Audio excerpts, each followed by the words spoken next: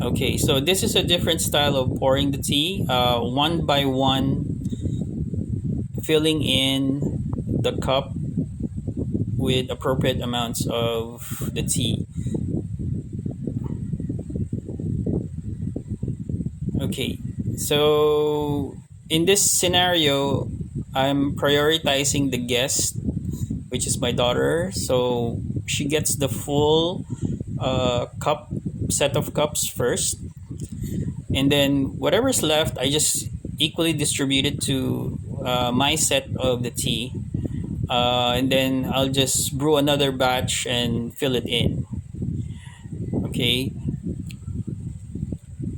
Okay, but for if the amount of tea is inappropriate, like it's less than 1 cup, I can just give it to my teapot and just or combine it in just 1 cup, teacup, and then drink it from there.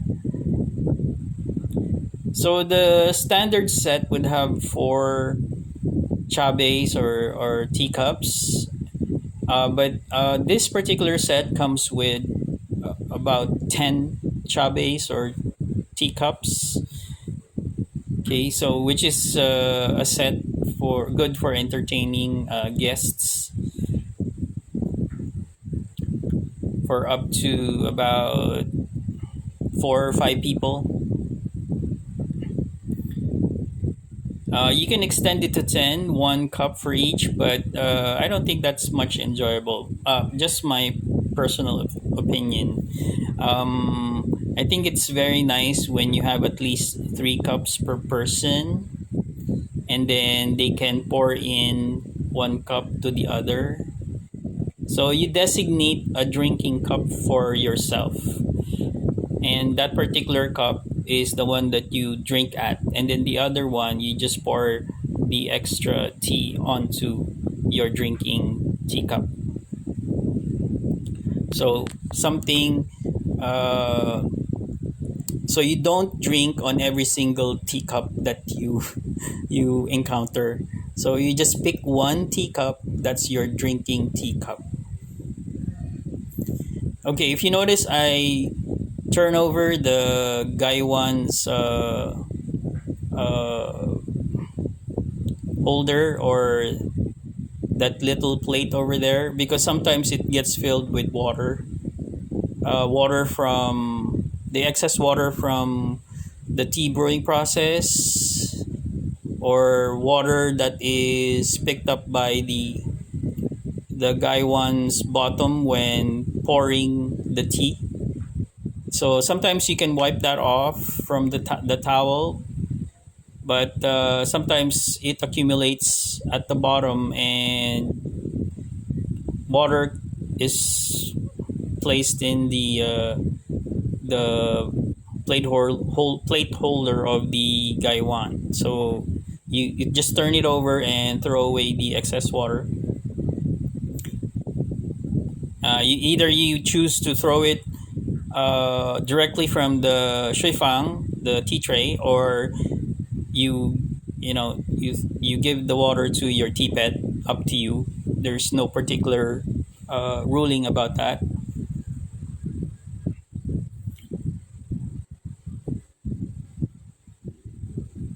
Okay, so if you notice, the color of the tea gets lighter over time. Uh, that's because as you progress, all of the flavors inside the leaves come out, and sometimes the most flavored notes come at the end of the brewing process. Surprisingly, you would expect that all of the notes would, or the good taste would be in the initial stages of the brewing process, but sometimes the greatest tastes come from the last part of the brewing process, which is kind of odd and yet good at the same time. So I have no complaints. Uh, Different flavors come out depending on what type of tea you're brewing. But the great notes comes from the third brew down the line to the sixth, seventh, or eighth brew. If you can have 10 brews or 12 brew sessions, that's fine. But sometimes it will just surprise you when the tea has a burst of certain flavor that you'll enjoy down the line. So sometimes I wait for that particular time where the the notes of the tea just surprises me. Okay, so at this point, my daughter is about to leave and go about her business. So I'm cleaning her set of tea. Okay, so I'm using the bamboo tea caddy or forceps. Okay, so it really is very convenient because the tip of this particular bamboo tool has some carvings in it that allows me to grip the teacup better. So it's one thing that I really appreciate about this tool. Okay, but still I'm very careful in handling the teaware. You don't want to drop the teacup. Okay. So cleaning technique is very easy. You just dip it in the hot water on the other cup and then rotate. And then just cover both sides of the teacup. And then the water that you use, you can give it to your tea pet. There you go. Very simple. Now, if you notice, when I'm this is just a habit of mine. When I place the tea tool, the one that I'm using frequently, I just put it on top so that the next time I use it, it's there, easy to grab.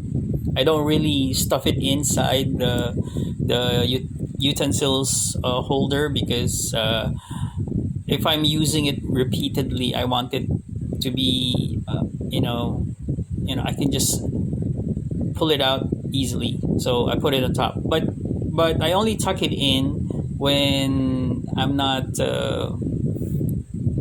using it frequently. So we just need to here we're just cleaning up the teacups used by my daughter. So normally I would clean that afterwards, but I risk the teacups having stains.